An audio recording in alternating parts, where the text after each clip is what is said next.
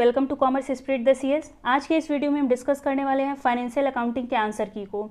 I hope आपका paper बहुत ही ज़्यादा बढ़िया गया हो, क्योंकि इसके 40 क्वेश्चन में से आई थिंक 30 क्वेश्चन तो ऐसे होंगे जो हम लोगों ने वीडियो में कहीं ना कहीं डायरेक्टली या इनडायरेक्टली देखे हुए हैं, और बाकी के 10 क्वेश्चन ईजी थे, आसानी से हो सकते थे। सबसे पहला आपका क्वेश्चन है, in financial accounting recording is made of. वित्तीय लेखांकन में लेखा किसका किया जाता है? तो वित्तीय लेन देनों का किया जाता है, financial transaction, option number A. Next है question number 2, last step of accounting process. लेखांकन प्रक्रिया का अंतिम चरण क्या है? तो ये मैंने एक क्वेश्चन था अकाउंटिंग से रिलेटेड ही, उसके प्रोसेस से रिलेटेड, तो मैंने उसमें डिस्कस किया था कि जब भी पूरा काम खत्म हो जाता है तो सबसे लास्ट में डेटा को इंटरप्रिटेट किया जाता है, यानी कि उनका जितने भी फाइनेंशियल रिपोर्टिंग है उसको लास्ट में प्रोवाइड किया जाता है उन सभी पक्षकारों को जो उससे संबंधित हैं। तो ऑप्शन नंबर ए इसका होगा, जितने भी पक्षकार हैं उन सबको सूचित किया जाता है कि कंपनी की स्थिति क्या चल रही है। क्वेश्चन नंबर 3 है आपका, internal user of accounting information. ये तो अगर नहीं भी पता होगा तभी भी देख करके कोई बता देगा कि जो लेखांकन की सूचना है उसके आंतरिक उपयोगकर्ता कौन होंगे? तो जो पोटेंशियल इन्वेस्टर हैं, जिन्होंने अभी तक हमारी कंपनी में इन्वेस्ट नहीं किया, वो बाहरी पक्षकार हैं, आंतरिक नहीं है। क्रेडिटर ये भी बाहरी पक्षकार होता है और बैंक भी बाहरी पक्षकार होता है, लेकिन प्रबंधक का काम क्या होता है? कंपनी का प्रबंधन करना, तो वो कंपनी का आंतरिक पक्षकार होता है, यानी कि ऑप्शन नंबर सी इसका करेक्ट आंसर है। क्वेश्चन नंबर 4 है आपका, which of the following accounting principle differentiate between owner and management. Same as it is question ये हम लोगों ने डिस्कस किया हुआ था। ये कौन सा बताता है? व्यवसायिक अस्तित्व की अवधारणा। बिजनेस एंटिटी कॉन्सेप्ट क्या कहता है कि मालिक अलग है और कंपनी अलग है, और उसके साथ साथ इसीलिए कंपनी में जितना भी पूंजी लगाया जाता है वो सब लायबिलिटी साइड में दिखाया जाता है। क्वेश्चन नंबर 5 ये भी एज इट इज़ है, अकाउंटिंग स्टैंडर्ड इंडिया में कौन इशू करता है? तो वो करता है ICAI। क्वेश्चन नंबर 6 भी एज इट इज़ है कि इसमें से बताइए कौन सा इक्वेशन इनकरेक्ट है। वहाँ पर मैंने बताया था कि कौन सा इक्वेशन बनेगा, और उसके साथ साथ बताया था कि अगर अमाउंट को इधर उधर कर दिया जाए तो भी आपका इक्वेशन बन सकता था। सिंपल सा मैंने बताया था कि एसेट इज इक्वल टू क्या होता है? Capital plus liability. बाकी आप अमाउंट को इधर उधर करेंगे तो देखेंगे कुछ ऑप्शन आप में से, इन चारों में से कोई एक ऑप्शन ऐसा है जो सही इक्वेशन नहीं है। एक इक्वेशन आपका ये बन गया, यानी कि पहला वाला सही है। दूसरा है कैपिटल इज इक्वल टू क्या हो जाएगा? कैपिटल को हम लोग यहीं पे रखते हैं, लायबिलिटी को इधर लेके आते हैं, तो क्या हो जाएगा? एसेट माइनस लायबिलिटी, यानी कि ऑप्शन नंबर 2 भी सही है आपका। तीसरा क्या है? बोला है कि liability is equal to asset plus capital. सरेआम गलत है, मतलब सीधा सीधा सा गलत ही लग रहा है, क्योंकि एसेट में से कैपिटल को माइनस करेंगे, टोटल एसेट जितना भी इन्वेस्ट किया गया है वो क्या होगा? कैपिटल से आया होगा, नहीं तो लायबिलिटी से आया होगा। उन दोनों का ऐड तो होगा ही नहीं, यानी कि ऑप्शन नंबर सी आपका करेक्ट हो जाएगा। इक्वेशन याद रहा होगा तो आसानी से कर लिए होंगे। क्वेश्चन नंबर 7 आपका क्या है? Which of the following is capital expenditure. निम्नलिखित में से कौन सा पूंजीगत व्यय है? ये भी क्वेश्चन डिस्कस किया था कि पूंजीगत व्यय किस प्रकार के होते हैं। अगर आप मजदूरी दे रहे हैं तो वो पूंजीगत व्यय नहीं है, लेकिन मजदूरी आप दे रहे हैं लेकिन आप भवन का निर्माण करवा रहे हैं, बिल्डिंग कंस्ट्रक्ट कर रहे हैं। बिल्डिंग एक तरीके का क्या होता है? कंपनी के लिए पूंजी होता है, और पूंजी के निर्माण में जितना भी खर्चा किया जाएगा वो क्या रहेगा? आपका पूंजीगत व्यय होगा। ऑप्शन नंबर बी इसका करेक्ट है। क्वेश्चन नंबर 8 है आपका, current liabilities do not include. Current liability में, चालू दायित्व में क्या चीज़ें नहीं इंक्लूड हैं?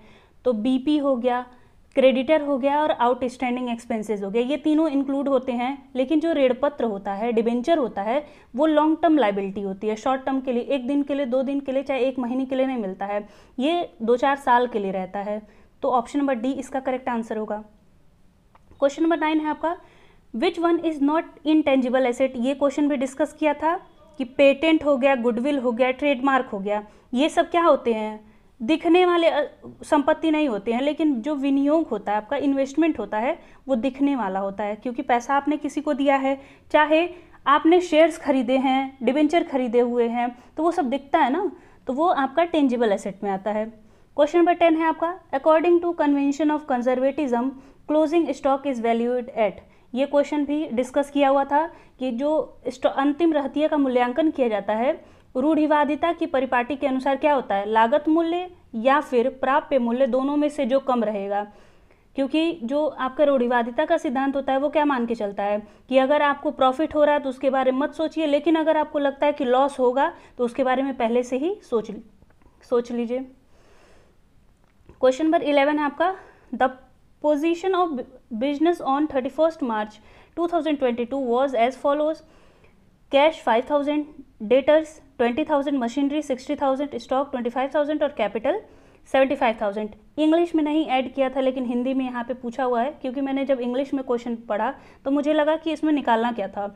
वहीं पर जब हिंदी में हम देखेंगे तो वहाँ पे लिखा हुआ कि दायित्व की गणना कीजिए। तो अगर आपको बैलेंस शीट याद हो, एक साइड होता है दायित्व, दूसरे साइड होते हैं सारे के सारे एसेट। तो सिंपल सा हमको कुछ नहीं करना था, एसेट इज इक्वल टू जितने भी एसेट दिए उन सबको जोड़ दीजिए।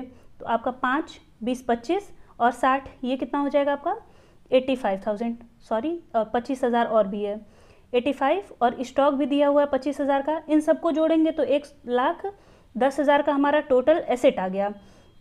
लाइबिलिटी साइड में दो तरीके की लाइबिलिटी होती है, कैपिटल होता है और लाइबिलिटी होता है। तो यहाँ पर हमारे पास लाइबिलिटी कैलकुलेट करना एक तरीके का दिया हुआ है। तो 1,10,000 में से टोटल एसेट हैं, उसमें से अपनी पूंजी कितनी हम लोग लगाए हैं 75,000 का।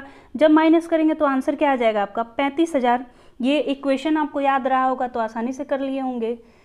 क्वेश्चन नंबर 12 था आपका, goods withdrawn by proprietor by business from business for his personal use will be credited to.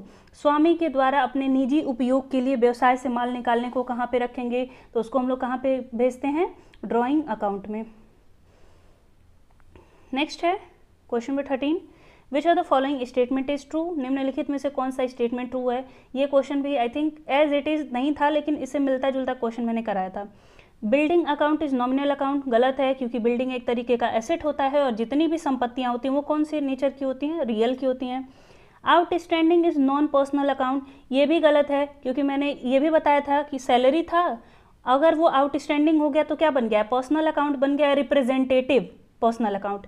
Every debit has a corresponding credit, सभी जितने भी डेबिट होते हैं उन सब का कोई ना कोई क्रेडिट होता है। यही आपका ऑप्शन सही था, क्योंकि यहाँ पे पूछा है कि निम्नलिखित में से बताइए कौन सा सही है। तो जितने भी डेबिट होते हैं उन सबके क्रेडिट होते हैं, बाकी पढ़ने की ज़रूरत नहीं है। नेक्स्ट है क्वेश्चन नंबर 14 आपका, Indian accounting standard 10 is relating to. भारतीय लेखांकन मानक 10 किससे संबंधित है, तो वो संबंधित है आपका स्थिर संपत्तियों से। जितने भी फिक्स्ड असेट होते हैं उनका किस प्रकार से लेखांकन किया जाएगा, अकाउंटिंग स्टैंडर्ड 10 में दिया हुआ है। क्वेश्चन नंबर 15 है आपका, कैपिटल ऑफ बिजनेस इज। ये तो क्वेश्चन आप बस देखे होंगे, तुरंत कर लिए होंगे कि व्यवसाय की पूंजी क्या होती है, व्यवसाय के लिए दायित्व होती है। क्योंकि सेपरेट एंटिटी कॉन्सेप्ट क्या कहता है, पृथक अस्तित्व की अवधारणा, कि बिजनेस अलग है और स्वामी अलग है। स्वामी के जितने भी पैसे हैं कंपनी के लिए दायित्व का काम करते हैं। क्वेश्चन नंबर 16 है आपका, आपने कमाया है लेकिन वो आपको मिला नहीं है। आपने कमा तो लिया ना, तो एक तरीके की क्या हो गई, संपत्ति हो गई है, आज नहीं तो कल तो आपको मिलेगी ही मिलेगी। तो क्वेश्चन नंबर 16 का option number A. Question number 17 है आपका, the accounting concept use to prepare P&L account. ये क्वेश्चन भी एज इट इज हम लोगों ने किया था कि मिलान अवधारणा के अनुसार ही प्रॉफिट एंड लॉस अकाउंट को तैयार किया जाता है। क्वेश्चन नंबर 18 भी आपका एज इट इज है कि बुक कीपिंग का मुख्य उद्देश्य क्या होता है। तो इसका मुख्य उद्देश्य क्या होता है, जितने भी व्यावसायिक लेन देन है उनका अभिलेखन करना, जितने भी बिजनेस ट्रांजेक्शन है उनको रिकॉर्ड करना। क्वेश्चन नंबर 19 है आपका, if closing stock is shown in trial balance then it should be shown in. अगर अंतिम रहतिया को तलपट में दिखाया गया है तो उसके बाद क्या प्रिपेयर किया जाता है, प्रॉफिट एंड लॉस प्रिपेयर किया जाता है और आपका बैलेंस शीट। तो बैलेंस शीट में इसको ट्रांसफर कर दिया जाता है। अगर वहीं पर वो ट्रेडिंग अकाउंट में लिखा जाता तो वहीं पे रहता है। नेक्स्ट है क्वेश्चन नंबर 20 आपका, general records and transaction of a form in. जो जनरल तैयार किया जाता है, ये भी आपका क्वेश्चन एज इट इज था कि ये किस में तैयार किया जाता है, कालानुक्रमिक क्रम में, क्रोनोलॉजिकल ऑर्डर में। जितने भी जनरल एंट्री की जाती हैं वो डेट वाइज की जाती हैं, तो इसलिए इसको chronological order, option number B. Question number 21 है आपका, normally the following accounts are balanced. ये क्वेश्चन अगर आपने सुना होगा कि मैंने 2-3 बार रिपीट किया था कि जो नॉमिनल अकाउंट होता है उसका कभी भी बैलेंस नहीं बचता है। और क्वेश्चन में आपके यही पूछा था कि कौन से अकाउंट का कोई बैलेंस नहीं बचता है कभी भी। तो शेष किसका नहीं बचता है, नॉमिनल अकाउंट का। अगर बच भी जाता है तो कहाँ ट्रांसफर कर दिया जाता है, प्रॉफिट एंड लॉस अकाउंट में। ये भी डिस्कस किया था। नेक्स्ट है which of the following is known as principal book of accounting. ये अभी जो कल रात को वीडियो अपलोड हुई थी शायद उसमें था कि लेखांकन की प्रधान बही, ओरिजिनल एंट्री ऐसे करके वर्ड यूज़ किया था कि ओरिजिनल एंट्री किसको कहते हैं हम लोग, तो वो कहते हैं रोजनामचा को, जनरल को। नेक्स्ट है question number 23, which item shows a debit balance in trial balance. कौन सी मद तलपट में डेबिट बैलेंस को प्रदर्शित करती है। ये अगर आपको वो मैंने जो बैलेंस शीट के आधार पर बताया था कि कैसे डेबिट बैलेंस देखना है आपको, कैसे क्रेडिट बैलेंस देखना है, अगर वो याद रहा होगा तो आप आसानी से कर लिए होंगे। क्रय जब करते हैं तो डेबिट बैलेंस होता है, तो अगर क्रय वापसी है तो क्रेडिट होगा, यानी कि यह तो आंसर नहीं होगा। आउटस्टैंडिंग सैलरी, आपके यहाँ कोई काम कर लिया लेकिन आपने उसको तनख्वाह नहीं दी है तो वो आपके लिए लायबिलिटी है, और लायबिलिटी का हमेशा क्या होता है, क्रेडिट बैलेंस होता है। विक्रय का मैंने साफ साफ बताया था क्रेडिट बैलेंस होता है, क्योंकि परचेज का डेबिट बैलेंस होता है। तो बचा क्या आपका option number D, prepaid expenses. आपने कोई खर्चा करना है फ्यूचर में लेकिन आपने पहले ही दे दिया तो आपके लिए संपत्ति है, और संपत्ति का हमेशा क्या रहता है, डेबिट बैलेंस होता है। क्वेश्चन नंबर 24 है आपका, 2000 received from Ram is credited in account of Shyam is an error of. 2000 Ram से प्राप्त किया था, श्याम के अकाउंट में लिख दिया है, तो किस प्रकार की गलती होगी। ये देख करके लग रहा होगा कि भूल संबंधी है, आपने गलती से उसको किसी और के अकाउंट में डाल दिया। क्वेश्चन नंबर 25 है आपका, ओपनिंग स्टॉक 60,000 है, कॉस्ट ऑफ गुड्स सोल्ड 1,50,000 है, क्लोजिंग स्टॉक 40,000 है। परचेज आपको कैलकुलेट करना है। क्वेश्चन कल मैंने 3 क्वेश्चन न्यूमेरिकल के करवाए थे, उसी में से एक क्वेश्चन आपका ये है। सिंपल सा था कि हम लोग जब कॉस्ट ऑफ गुड्स सोल्ड निकालते हैं, COGS निकालते हैं, तो उसका फॉर्मूला क्या होता है, परचेज प्लस जितना भी आपका ओपनिंग बैलेंस है माइनस कर देते हैं क्लोजिंग स्टॉक को। तो यहाँ पर हम लोग को क्या निकालना है, एक अमाउंट निकालना है, बाकी सारी चीज़ें दी हुई हैं। तो अगर हम लोग इक्वेशन बनाएं तो ये सारे सब इधर आ जाएंगे, दोनों ओपनिंग स्टॉक और क्लोजिंग स्टॉक। ओपनिंग स्टॉक का साइन यहाँ पे पॉजिटिव में है तो इधर आएगा तो क्या हो जाएगा, माइनस में हो जाएगा। ये माइनस में है तो इधर आएगा तो क्या हो जाएगा, प्लस में हो जाएगा। तो क्लोजिंग स्टॉक ये 1,50,000 प्लस करना है आपको 40,000, आ जाएगा आपका 190, और 190 में से आपको माइनस क्या करना है 60, आ जाएगा आंसर कितना 1,30,000। रॉयल्टी अकाउंट, ये भी क्वेश्चन एज इट इज़ है कि रॉयल्टी अकाउंट एक तरीके का नाम मात्र खाता होता है। क्वेश्चन नंबर 27 है, शॉर्ट वर्किंग मतलब क्या होता है। तो शॉर्ट वर्किंग का मैंने टेक्निक बताया था आपको कि आपको देना था किराया, आपने उससे कम काम किया हुआ तो क्या कहलाएगा, शॉर्ट वर्किंग कहलाएगा, यानी कि न्यूनतम किराया आपका ज़्यादा है और रॉयल्टी आपकी कम है, तो माइनस कर दीजिए, आ जाएगा। क्वेश्चन नंबर 28 है आपका, royalty is calculated on the basis of. Royalty की गणना किसके आधार पर की जाती है, तो उत्पादन के आधार पर या विक्रय के आधार पर की जाती है। क्वेश्चन नंबर 29 आपका है, वसूली योग्य लघु कार्य राशि को दर्शाया जाता है। जितने भी शॉर्ट वर्किंग होती हैं जिनको रिकवर किया जा सकता है तो उनको कहाँ पे दर्शाएंगे।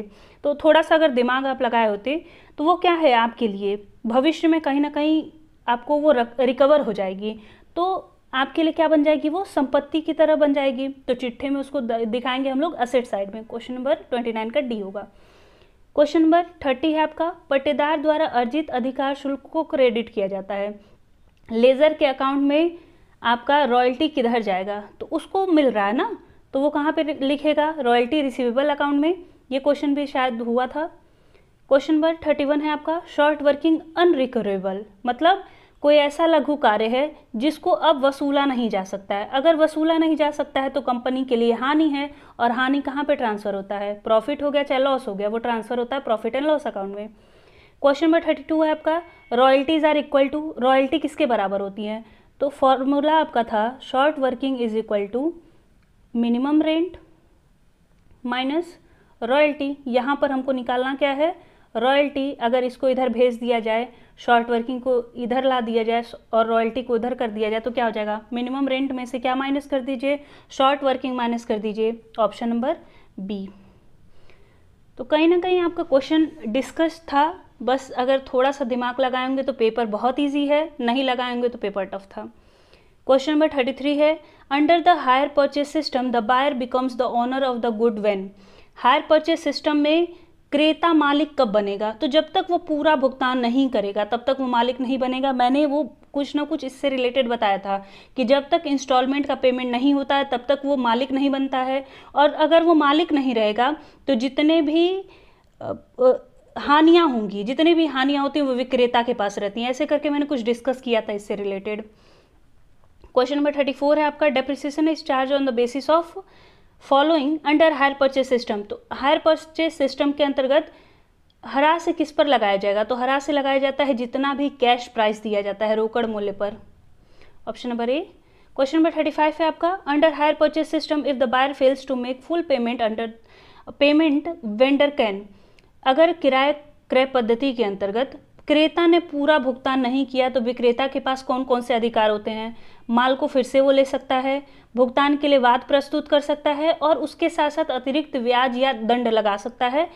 ऑप्शन नंबर डी होगा। जितने भी ऑप्शन है उन सब में से कोई भी ऑप्शन वो अपना सकता है। क्वेश्चन नंबर 36 है आपका, under installment payment system buyer become the owner of goods when. Installment किस्त भुगतान पद्धति के अंतर्गत क्या होता है? हायर परचेज और इंस्टॉलमेंट पेमेंट दोनों में बस ये वाला डिफरेंस आ जाता है। हायर परचेज में क्या होगा कि आपने किराया पर लिया हुआ, जब तक पूरा भुगतान नहीं करेंगे तब तक आप मालिक नहीं है। इंस्टॉलमेंट पेमेंट में क्या होता है कि आप उसका पूरा भुगतान ना करें, लेकिन जिस दिन आपका एग्रीमेंट हो गया है उसी दिन आप उसके मालिक बन जाते हैं। वह जिस दिन समझौता करता है उसी दिन उसका मालिक हो जाता है। क्वेश्चन नंबर 37 है आपका, इंस्टॉलमेंट पेमेंट सिस्टम में अगर वो पेमेंट करने से भूल चूक कर देता है तो क्या हो सकता है? माल को पुनः पाने का अधिकार नहीं होगा क्योंकि मालिक कोई और बन चुका है। भुगतान के लिए क्रेता वाद प्रस्तुत कर सकता है। यही ऑप्शन आपका सही होगा। क्वेश्चन नंबर 38 है आपका, the amount of interest is credited by the buyer to. जो ब्याज मिलता है क्रेता क्रेडिट किस में करता है? तो वो किस में क्रेडिट करेगा? अपने एसेट अकाउंट में, वेंडर के अकाउंट में, या ब्याज के अकाउंट में? तो जिसको दिया जाता है उसके अकाउंट में क्रेडिट किया जाएगा, विक्रेता के अकाउंट में। क्वेश्चन नंबर 39 है आपका, हायर परचेज सिस्टम में hire buyer can maintain his account under. किराया क्रय पद्धति में किराया क्रेता अपने खाते निम्नलिखित विधि में रख सकता है। तो वो कोई भी विधि अपना सकता है, चाहे ऑप्शन नंबर ए अपनाए चाहे ऑप्शन नंबर बी, यानी कि आंसर होगा आपका any of the two above method. Question number 14 है आपका, 40 है, in case of installment system total interest received by the seller is credited to. Installment payment में विक्रेता द्वारा प्राप्य कुल ब्याज को कहाँ पर क्रेडिट किया जाता है? तो ये क्रेडिट किया जाता है इंटरेस्ट सस्पेंस अकाउंट में। आई होप आपको सारे क्वेश्चन समझ में आए हो और सारा आंसर आपने सही लगाया हो। कुछ क्वेश्चन अगर एक आध दो इधर उधर हो जाते हैं तो कोई प्रॉब्लम नहीं है, बहुत ज़्यादा टेंशन लेने वाला बात नहीं है, क्योंकि 15 मार्क्स का आपने रिटन एग्ज़ाम दिया होगा, उसके मार्क्स मिलेंगे ही। 25 मार्क्स आपके कॉलेज वाले आपको प्रोवाइड कर देंगे, उसमें से 20 नंबर भी मिल जाते हैं। तो बहुत ज़्यादा मार्क्स को लेकर टेंशन नहीं लेने का है। बाकी आगे वाले पेपर की तैयारी करिए। मिलते हैं नेक्स्ट वीडियो में इकोनॉमिक्स और ई कॉमर्स के साथ। धन्यवाद।